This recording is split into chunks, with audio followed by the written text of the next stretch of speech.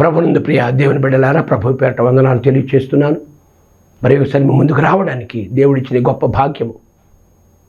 మరి మా ప్రియ మిత్రుడు రాజా రమేష్ గారు, సురేష్ బాబు బిడ్డలు, ఇద్దరు బిడ్డలు యవనస్తులు, వారు ఉద్యోగం చేసుకుంటూ ఈ యొక్క టీవీ పరిచయను ప్రోత్సహిస్తున్నారు. వారిని, వారి కుటుంబాన్ని దేవుడు దీవించాలని మరి ఒకసారి ఈ సందర్భంగా జ్ఞాపకం చేస్తూ ఉన్నాను.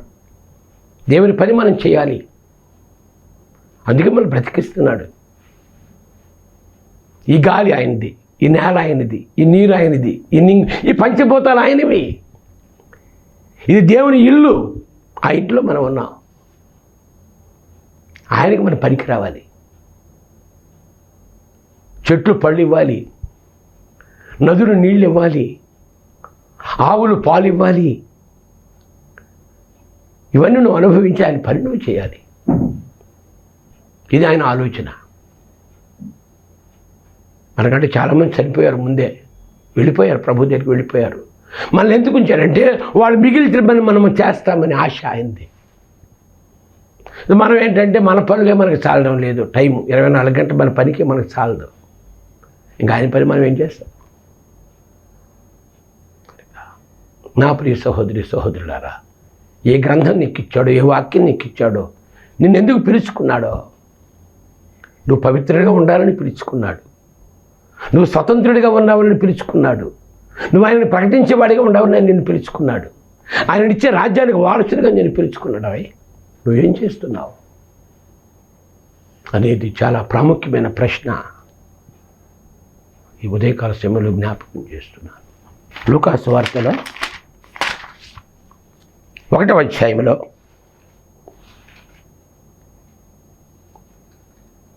12 చదవండి. జకర్యా అతన్ని చూచి దేవుని దూత వచ్చేసాడు మందిరంలోనికి. అతి పరిశుద్ధ స్థలంలో దేవుని దూత వచ్చాడు. అతను యాజకత్వం చేస్తున్నాడు జకర్యా. అతనితో జకర్యా భయపడకుము, నీ ప్రార్థన వినబడినది, కుమారుని కనును. అతడు ప్రభు దృష్టికి గొప్పవాడై ద్రాక్షరసమైనను మద్యమైనను త్రాగక తన తల్లి గర్భమును పుట్టినది మొదలుకొని పరిశుద్ధాత్మతో నిండుకొనిన వాడై ఇశ్రాయేలు అనేకులకు ప్రభువైన వారి దేవుని వైపు తిప్పుతాడు. తర్వాత తండ్రుల హృదయములను పిల్లల తట్టుకొను, అవిధేయులను నీతిమంతుల జ్ఞానమును అనుసరించుటకును త్రిప్తి ప్రభువు కొరకు ఆయుత్తపడి ఉన్న ప్రజలను సిద్ధపరచుటకై ఏలియా యొక్క ఆత్మయు శక్తియు గలవాడై ఆయనకు ముందుగా వెళ్ళును కనుక అతడు పుట్టినందుకు అబ్బా నీకు సంతోషం, వాడు పుట్టినందుకు అనేకులకు సంతోషము. అనేకుల ప్రభువు వైపు తిప్పుతాడా, అనేకులని ప్రభువు వైపు తిప్పుతాడని అతని గురించి అక్కడ రాసినట్టుగా చూస్తున్నాం. కనుక ప్రియ సహోదరుడు, మనం కూడా అనేకులను ప్రభు వైపు చెప్పడానికి సిద్ధంగా ఉండాలి. ప్రభువుని పరిచయం చేయడానికి సిద్ధంగా ఉండాలి. నేను ఎందుకు పోషిస్తున్నాడు, నేను ఎందుకు కాపాడుతున్నాడు? నువ్వు ప్రభువుని అనేక మంది పరిచయం చేయడానికండి. అరే ఒక ఇంటికి వెళ్ళవు, నీ సంఘ బిడ్డల ఇంటికే నువ్వు వెళ్ళవు, ఇంక నువ్వు ప్రభువుని ఏం పరిచయం చేస్తావు? అన్యులకి ఏం పరిచయం చేయగలవు? నీ బిడ్డలకి నీ వాక్యం తెలియదు, నీ బయట వాళ్ళకి ఏం తెలుస్తుంది నీ మాటల? అతడు పుట్టినందుకు అనేకులకు సంతోషము. అబ్రహాముతో అన్నాడు, నువ్వు దీవెనకరముగా ఉండాలన్నాడు. 1వ పేతురు రాసిన పత్రికలో 3వ అధ్యాయంలో 8 చదవడం మాటలు జ్ఞాపకం చేస్తాను. 1వ పేతురు రాసిన పత్రిక 3వ అధ్యాయము 8-9 వచనాలు. తొదకు మీరందరూ ఏకమనస్కులై ఒకరి సుఖదుఖముల యందు ఒకరు పాలుపడి సహోదర ప్రేమ గలవారును కరుణాచితులను వినయ మనస్సులు గలవారై ఉండుడి. ఆశీర్వాదమునకు వారసులగుటకు మీరు పిలువబడితిరి కనుక దూషణకు ప్రతి దూషణ ఆయనను చేయక దీవించు. ఇది మన పని. సరే, ఎంత చక్కగా రాసుకొచ్చాడో. పేతురు పత్రికలు 66 పుస్తకాలు, 5 ధర్మశాస్త్ర గ్రంథాలు, 12 చరిత్ర గ్రంథాలు, 5 కావ్య గ్రంథాలు, 5 పెద్ద ప్రవక్తల గ్రంథాలు, 12 చిన్న ప్రవక్తల గ్రంథాలు. అవి 39 పుస్తకాలు పాత నిబంధనలో. క్రొత్త నిబంధనలో 4 సువార్తలు, 1 అపోస్తల కార్యాలు, తర్వాత పేతురు గారి పత్రికలు 14, తర్వాత సార్వత్రిక పత్రికలు 7, ఆ తర్వాత ప్రకటన గ్రంథం. ఇవి 27, 39, 27, 66 పుస్తకాలు బైబిల్లో. ఈ పేతురు పత్రిక, పేతురు చక్కని మాటలు రాసుకొచ్చాడు. 2 పత్రికలు రాశాడు పేతురు గారు. పేతురు గారు అంటే యేసయ్య శిష్యుడు. యేసయ్యని సిలువేశారు పైనుంచి కిందకే. ఈయన అన్నాడు, నాకు అర్హత లేదయ్యా, నన్ను కాళ్ళు పైకి తల కిందకి పెట్టమని చచ్చిపోయాడు ఆయన. అబ్బా, పేతురు కూడా దెబ్బతిన్నాడే, యేసయ్యని వదిలేసినాడే, యేసయ్యని ఎరగనని చెప్పిన వాడే ప్రాణ భయంతో. అయినప్పటికీ ప్రభు దర్శనం పొందాడు. ప్రభు కొరకు ప్రాణం పెట్టి యోధుడైపోయాడు. బా, పేతురు ఆ పత్రికలు చదువుతుండే, పేతురు పత్రికలు ఎన్ని మాటలు రాశాడు. ఇక్కడ అంటున్నాడు, తుదకి మీరందరూ ఏక మనస్కులై ఒకరి సుఖదుఖములలో ఒకరు పాలుపడి సహోదర ప్రేమ గలవారు, కరుణాచిత్తులు, వినయ మనస్కులయ్యుండుడి. ఆశీర్వాదానికి వారసులగుటకు మీరు పిలువబడితిరి గనుక కీడుకు ప్రతి కీడైనను మా దోషణకు ప్రతి దోషణ చేయక దీవించుడి. దేవుడు కొందరిని ఆశీర్వాదకర్తలుగా నియమించాడట. ఆయన దేవుడు సృష్టికర్త, ఆదరణకర్త, విశ్వాసానికి కర్త, ఆయన సమాధానకర్త, ఆయన న్యాయకర్త. అటువంటి ఆయన కొంతమంది సేవకులు, దైవజనులని ఆశీర్వాదానికి కర్తలుగా నియమించాడట. అంటే కొందరిని బట్టి కొన్ని కుటుంబాలను, దేశాన్ని ఆశీర్వదించాడట. అది కదా, నిన్ను బట్టి నీ కుటుంబం, నిన్ను బట్టి నీ దేశం దీవించబడాలి, ఆశీర్వదించబడాలి. ఇది దేవుని ఉద్దేశము, దేవుని సంకల్పము. మీరు ఆశీర్వాదము కొరకు పిలువబడ్డారు, ఆశీర్వదించడానికి పిలువబడ్డారు కనుక కీడుకు ప్రతి కీడు చేయకండి, దోషణకు ప్రతి దోషణ చేయకండి. మా నాన్నగారు 70 సంవత్సరాల సేవలో ఎవరితో గొడవ పడలా. 70 సంవత్సరాల సేవలో ఎవరి గురించి ఏం చెప్పేవాడు కాదు. మరి ఏమి వినేవాడు మనకు తెలియదు. వాళ్ళు ఎలాగ అనేవాడు, మేము అంటాం. కానీ ఆయన ఎప్పుడు ఆయన నోటి నుంచి ఒక దూషణ కానీ, ఒక అపశృతి కానీ. మా పాలకొండలో చెప్తారు, శ్రీకాకుళం పాలకొండలో ఆయన దేవుడు, సంగీతరావు గారు దేవుడు అండి. ఆయన వెనక ఎంతమంది వచ్చారు, అనంత దొంగలండి అంటూ ఉంటారు. నేను ఇప్పుడు చెప్పడం కాదు, ఆయన దేవుడండి. ఆయన దేవుడి కోసం వచ్చాడండి. ఏ షాప్కి వెళ్ళినా, ఏ మార్కెట్కి వెళ్ళినా సంగీతరావు గారా, ఆ గడ్డం అయ్యారా, మీరందరూ తుదకు ఏక మనస్కులై ఒకరి సుఖదుఖములలో ఒకరు పాలు పొందాలంటే. నీ సంఘంలో ఒక బిడ్డ అనారోగ్యంగా, ఒక బిడ్డ ఆపదలో ఉంటే ఆదుకోవా? ఆ బాధ నీకు లేదా? మా అయ్యగారు మా ఇంటికి రారండి, మేము పేదవాళ్ళమని. ఎంత విచారం అండి. నీకు మాదిరేది?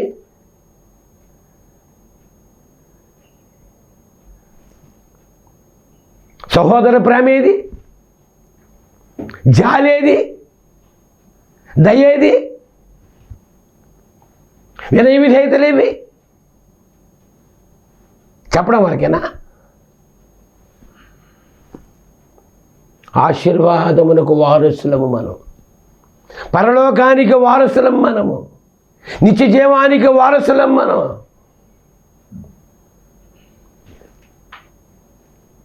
అందుకు పిలుచుకున్నాడు నిన్ను. యేసయ్య నీ రాజ్యం ఏది అన్నాడు. నా రాజ్యం ఎక్కడ లేదని, పరలోకంలో.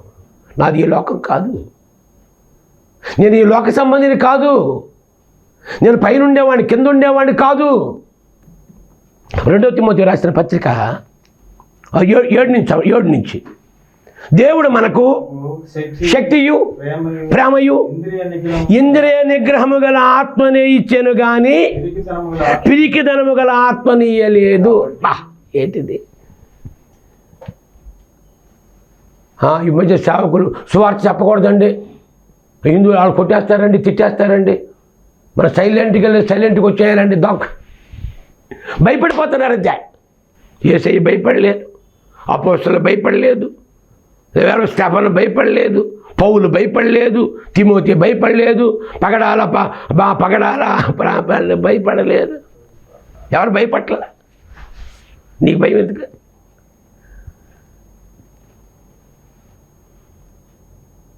శరీరం శరీరానికి చంపేవాడికి భయపడొద్దురా, ఆత్మను ఆత్మను చంపేవాడికి నరకంలో వేసేవాడికి భయపడరా అన్నాడు యేసయ్య. ఈలోక శరీరాన్ని చంపుతుందా? దేవుడు మనకు శక్తియు ప్రేమయు ఇంద్రియ నిగ్రహము గల ఆత్మను ఇచ్చాను కానీ పిరికితనము గల ఆత్మను ఇయ్యలేదు. కాబట్టి సాక్ష్యముని గూర్చి అయినను ఆయన ఖైదీ నన్ను గూర్చి అయినను సిగ్గుపడక దేవుని శక్తిని బట్టి స్వార్థ నిమిత్తమైన శ్రమానుభవములో పాలువాడవై ఉండుము. తర్వాత చెప్తున్నాడు, మన క్రియలను బట్టి కాక తన స్వకీయ సంకల్పమును బట్టి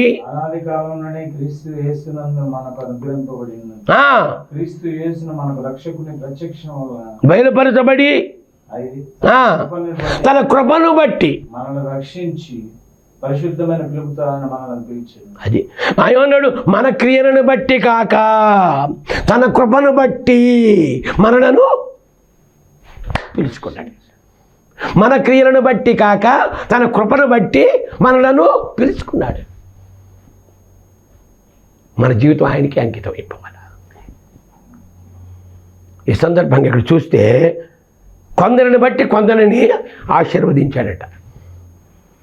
అబ్రహామును బట్టి లోతుని రక్షించాడట. అబ్రహామును బట్టి సొదొమ గొమొర్రా పట్టణ విషయంలో అబ్రహామును బట్టి, అబ్రహాము నా స్నేహితుడు, నేను వచ్చినప్పుడు తనకు చెప్పకుండా ఉంటాను. అబ్రహాం, సొదొమ గొమొర్రా యొక్క పాపం నాకు కంప్లైంట్ వచ్చిందయ్యా, అది అలా ఉందో లేదు ఎంక్వైరీకి వెళ్తున్నా, ఏం చేయమంటావు అన్నాడు. అయ్యా అరే బాబు అర్థమైపోయింది, సొదొమ గొమొర్రాలో లోతు ఉన్నాడు, వాడు పాడైపోతాడేమో, నాశనం అయిపోతాడేమో. అయ్యా బేరం ఆడుతున్నాడు దేవుడితో.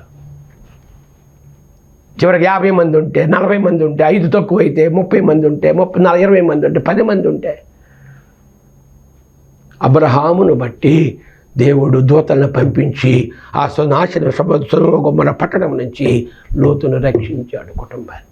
అబ్రహామును బట్టి. ఇక్కడ బైబిల్లో కొన్ని చరిత్రలు చూస్తే ఆదికాండం 30వ అధ్యాయంలో 27 నుంచి చదవండి. ఆదికాండము 30వ అధ్యాయంలో 27 నుంచి యాకోబును బట్టి వాళ్ళ మామయ్య జ్ఞాపకం చేస్తున్నాడు. యాకోబు మామ లాబాను ఏమంటున్నాడు,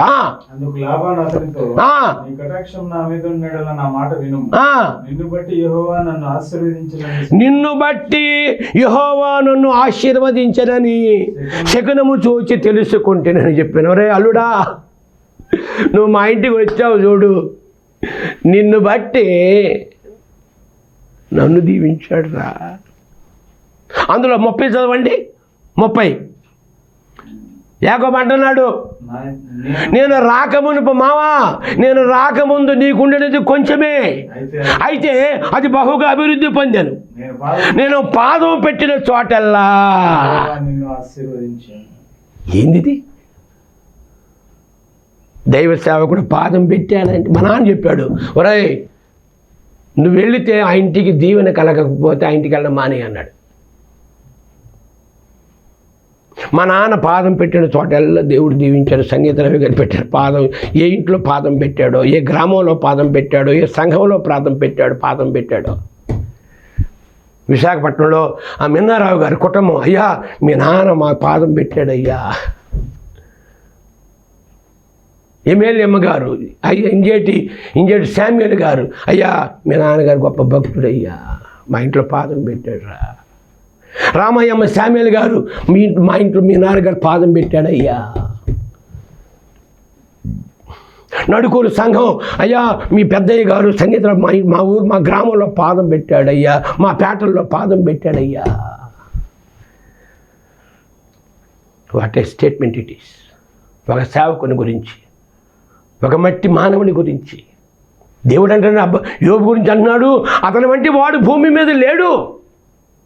ఒక మనిషి గురించి దేవుడు స్టేట్మెంట్ ఇస్తున్నాడంటే, అలాగే మా నాన్నగారు తన జీవితాన్ని ఆ పాలకొండ పరిసర ప్రాంతాల పరిచర్య కొరకు దేవుడు పంపించాడు. మా నాన్న ఎప్పటి నుంచో ఎన్నో చెప్పుకుంటాం, ఎంత మిషనరీస్ ప్రాణాలు పెట్టారని. మా కళ్ళ ముందే మా నాన్న ఆయన జీవితం అంతా అంకితం చేసేసాడు. ఆయన ఎప్పుడు సుఖం కోరుకోవాలి, ఎప్పుడు కష్టమే. మా నాన్నకి మా అమ్మకి ఎప్పుడు సుఖం లేదు. ఆడికి ఎప్పుడు మా నాన్న చెప్పాడు నాకు, రే విశాఖపట్నంలో పావలా లేక బస్ స్టాండ్ ఊరిలో నడిచి అలిసిపోయాను రా. సిటీ బస్సుకు పావలా లేక నడిచి నా కాళ్ళు అలిసిపోయారా. మా నాన్న చనిపోయేంత వరకు దగ్గర 100 ఏళ్ళు 99 ఏళ్ళు అనుకుంటా, అంతవరకు ఆరోగ్యంగానే ఉన్నాడు. అనేక శ్రమలు, వ్యాధులు, మా నాన్న మెట్లు ఎక్కలేడు, నరాల బలహీనత. అటువంటి పరిస్థితుల్లో కూడా రాత్రి అనక పగలనక ఒక యుద్ధులాగా సేవ చేశాడు మా నాన్న. అటువంటి గొప్ప నాన్న దొరకడం ఎంతో అదృష్టం. ఒక దైవజనుడు అరే మీకు 2 నాన్నలు ఉంటారా అన్నాడు. ఒకటి శారీరకంగా బయోలాజికల్ ఫాదర్ని, స్పిరిచువల్ ఫాదర్ని మీకు అనేవాడు మా నాన్న. కనుక నా ప్రియ సహోదరులారా, ఇక్కడ యాకోబు అంటున్నాడు వాడు మామయ్యతో, మామయ్య నేను రాకమునుపు నీకు కొంచెమే, అయితే అది బాగా అభివృద్ధి పొందాను. ఎందుకంటే నేను పాదం పెట్టిన చోటల్లా యెహోవా నిన్ను ఆశీర్వదించాడు. అల్లుడు నిన్ను బట్టి యెహోవా నన్ను ఆశీర్వదించాడు. ఆ శకునోడు చెప్పాడు రా, మీ అల్లుడు రావడం జీవితం మారిపోయిందిరా అని. నా ప్రియ సహోదరులారా, దేవుడు నిన్ను ఎన్నుకున్నాడు.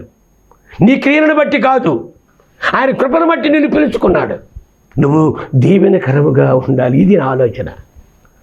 నువ్వు ఆశీర్వాదకరముగా ఉండాలి, ఇది నా ఆలోచన. కనుక యాకోబును బట్టి లాబానును ఆశీర్వదించాడని ఈ గ్రంథంలో అనేక మాటలు ఇక్కడ జ్ఞాపకం చేస్తున్నాడు. రెండవదిగా 39వ అధ్యాయంలో ఇదే గ్రంథంలో 5 చదవండి. 39వ అధ్యాయంలో అతడు తన ఇంటి మీదను తన కలిగినంతటి మీదను అతని విచారణకర్తగా నియమించిన కాలం మొదలుకొని యెహోవా యోసేపు నిమిత్తము ఆ ఐగుప్తుని ఇంటిని ఆశీర్వదించింది. యోసేపు నిమిత్తము చూడండి, 39 మొట్టమొదటి నుంచి యోసేపును ఐగుప్తునకు తీసుకొని వచ్చినప్పుడు ఫరో యొక్క ఉద్యోగస్తుడు రాజ సంరక్షక సేనాధిపతి అయిన పొతీఫరును ఒక ఐగుప్తీయుడు అక్కడికి అతను తీసుకొని వచ్చి ఈ యోసేపుని అన్నదమ్ములు అమ్మేశారు. ఈ పేడ పోతే పోతాడు నాయన, వీడు మా గురించి అన్ని కళ్ళలు చెప్తూ ఉంటాడు. వాడికి సింహాసనం ఏమండి నక్షత్రాలు అంటాడు, సూర్యుడు అంటాడు, చంద్రుడు అంటాడు. సూర్యుడు చంద్రుడు నక్షత్రాలు వాడికి సాష్టాంగ నమస్కారం చేస్తున్నాయట. అంటే సూర్యుడు అంటే మా నాన్న, సూర్యుడు అంటే చంద్రుడు మా అమ్మ, నక్షత్రం మేమందరూ నీకు నమస్కారం పెడతావురా, దొంగ కర్రలు అబద్ధాలు చెప్తున్నావురా అని వాడి మీద ద్వేషం పెంచుకొని వాళ్ళ నాన్న ప్రేమించిన కొడుకుని అన్యాయంగా 20 తులాల వెండికి అమ్మేశారు ఐగుప్తీయులకి, ఇష్మాయిలీలకి. వాళ్ళు ఐగుప్తు తీసుకెళ్లారు, అక్కడ వచ్చి కొనుక్కున్నాడు ఇతను. తర్వాత యెహోవా యోసేపునకు తోడై ఉండెను కనుక అతను వర్ధిల్లుచు కనుక ఈ మధ్యాహ్నకాల సమయంలో దేవుడు నీకు తోడుగా ఉంటే ఒకటితో నీకెందుకే, ఒకటితో నీకెందుకు. చూడండి, ఇది కీర్తన 73వ కీర్తన చూడండి ఒక మాట. 73వ కీర్తన మొన్నే ఒక బిడ్డ కుటుంబం చెప్పింది కంఠస్థం చేయాలమ్మని. 73వ కీర్తనలో 25 చదవండి. ఆకాశమందు నీవు తప్ప నాకెవరున్నారు, నీవు నాకుండగా లోకంలో ఏదియు నాకు అక్కర్లేదు. ఇది భక్తుడి యొక్క విశ్వాసం. ఆసాప్ అనే ఒక భక్తుని యొక్క విశ్వాసం ఏమిటంటే ఆకాశమందు నీవు తప్ప నాకెవరున్నారు, నీవు నాకుండగా లోకం ఏది నాకు అక్కరలేదు. నీ ఆలోచనతో నన్ను నడిపించదువు, తరువాత మహిమలో నీవు నన్ను చేర్చుకో. అన్నదమ్ములు అసూయ, ద్వేషము, పగ, ఈర్ష్య, కక్ష అమ్మేశారంతే. అయితే యెహోవా అతను యోసేపులకు తోడై ఉండెను కనుక అతను వర్ధిల్లుచు తన యజమానుడకు ఆ ఐగుప్తుని ఇంట ఉండెను. తర్వాత యెహోవా అతనికి తోడై ఉండెననియు అతను చేసినదంతయు అతని చేతులు యెహోవా సఫలము చేసినని అతని యజమానుడు చూచినప్పుడు. చూసారా, యోసేపు ఏం చేస్తే ఎక్కడికి వెళితే అది సక్సెస్ అయిపోతుంది అంతే. చూసినప్పుడు యోసేపు మీద అతనికి కటాక్షము కలిగెను కనుక ఏ వ్యక్తి అయితే కొనుక్కున్నాడో సేవకుడిగా, ఆ యజమాని సేవకుడిగా పనిచేస్తున్నాడు. యజమాని, ఇదే నీకు ఇచ్చిన శక్తి. దేవుడు నీకు ఇచ్చిన శక్తి ఇదండి. ఏ యజమానుడైతే కొనుక్కున్నాడు, ఆ యజమాని సేవకుడు కొనుక్కున్న సేవకుడికి పరిచయం చేస్తున్నాడట. ఎందుకంటే దేవుడు తోడుగా ఉన్నాడు కనుక అతను చేసే ప్రతి పని సక్సెస్ అవుతుంది కనుక, సఫలమవుతుంది కనుక. ఈ పొజిషన్లో నువ్వు ఉండాలా. నువ్వు నిజంగా దేవుని సేవకుడివైతే, నిజంగా నువ్వు దేవునికి సమర్పించుకుంటే, నువ్వు నిజంగా దేవుని పనివాడవైతే. బైబిల్ గ్రంథంలో అనేక విషయాలు రాశాడు, అనేక విషయాలు.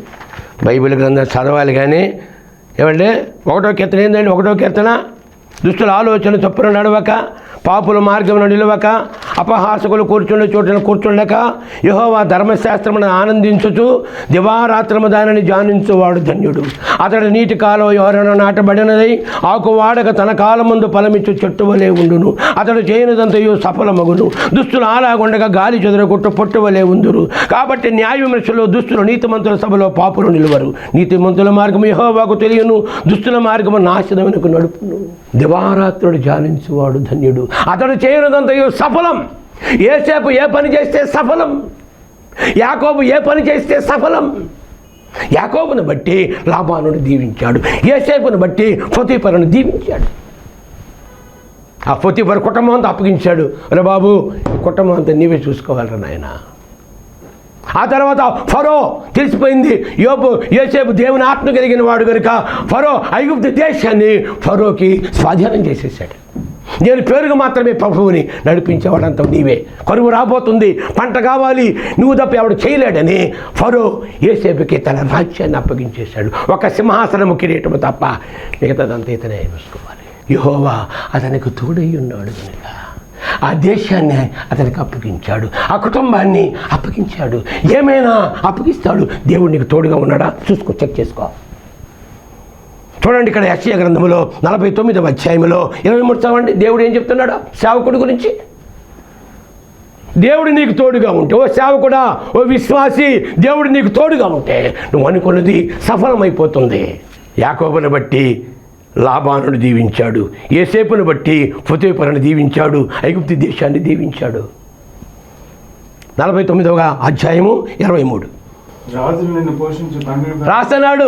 రాజులు నిన్ను పోషించు తండ్రులుగాను వారి రాణులు నీకిచ్చు దాదులుగా ఉండెదరు.